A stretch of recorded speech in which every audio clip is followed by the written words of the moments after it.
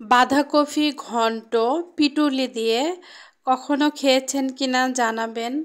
আজকে আমি রান্না করে আপনাদের এটাই দেখাবো। বিসমিল্লাহির রহমানির রহিম। আসসালামু আলাইকুম। আমি এখানে বাঁধাকপিটাকে খুব ভালো করে লবণ আর হলুদ দিয়ে সিদ্ধ করে নিয়েছি। এখানে প্রায় সিদ্ধ হয়ে গেছে 90%। তারপরে আমি কাঁচামরিচ আর এখানে পেঁয়াজ আর রসুন থেতো করে দিয়ে দিলাম। এটাকে একটু ভেজে নিব। তারপরে আদা রসুন বাটা দিয়ে দিলাম অল্প করে, বেশি দিলে গন্ধ লাগবে, সামান্য একটু দিলাম।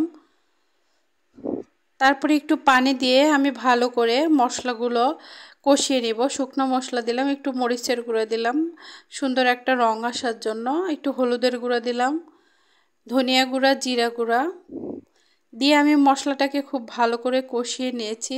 তার মধ্যে এই যে দিয়ে দিলাম 2 পিস টাকি মাছ। আমি মাঝখান থেকে কেটে ভিতরের কাঁটাটা ফেলে দিয়েছি যাতে কাটা কাটা না হয়ে যায়, এই জন্য। এটার মধ্যে বেশি কাটা থাকবে না, ছোট ছোট 2-1টা থাকবে, ওটাতে সমস্যা হয় না। আমি মাছগুলোকে ভেঙে মশলার সাথে মিশিয়ে এই যে বাঁধাকপিটাকে দিয়ে দিলাম, সিদ্ধ করা বাঁধাকপি যেটা আমি সিদ্ধ করে রাখছিলাম সেটা দিয়ে দিলাম। দিয়ে আমি এটাকে ভালো করে ঘুটে নিব। এই যে ডাল ঘুটনি দিয়ে ঘুটে নিলাম। দেখুন এটা একদম ঘুটা হয়ে যাবে। তারপরে এখানে আমি আতপ চালের গুঁড়া নিয়েছি, ওইটা আমি একটু সামান্য পানি দিয়ে গুলিয়ে নিব। এটা এমনি দিলে কিন্তু হয়ে যাবে, দলা পাকিয়ে যাবে, তাই আপনারা একটু পানি দিয়ে গুলায়ে তারপরে দিবেন। এই দেখুন আমি পানি দিয়ে গুলিয়ে নিয়েছি, এটা আমি দিয়ে দিলাম, দিয়ে ঘুরতেই থাকবো।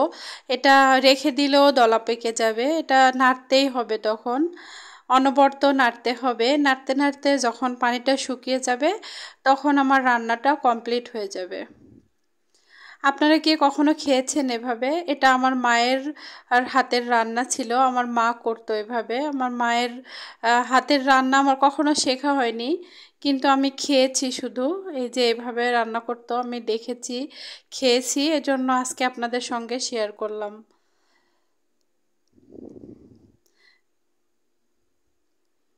আমার মা তো পৃথিবীতে নেই, তাই মায়ের হাতের রান্নাও কখনো খেতে পারবো না, এজন্য নিজে নিজেই চেষ্টা করি একটু রান্না করার। দেখুন এই যে পানি কিন্তু শুকিয়ে গিয়েছে, দেখুন এখানে কিন্তু কোনো পানি নেই। এরকমই হবে রান্নাটা, একদম পানি শুকিয়ে যাবে, এটার কোনো পানি থাকবে না। আজ এই পর্যন্তই, ভালো থাকবেন সবাই, আল্লাহ হাফেজ।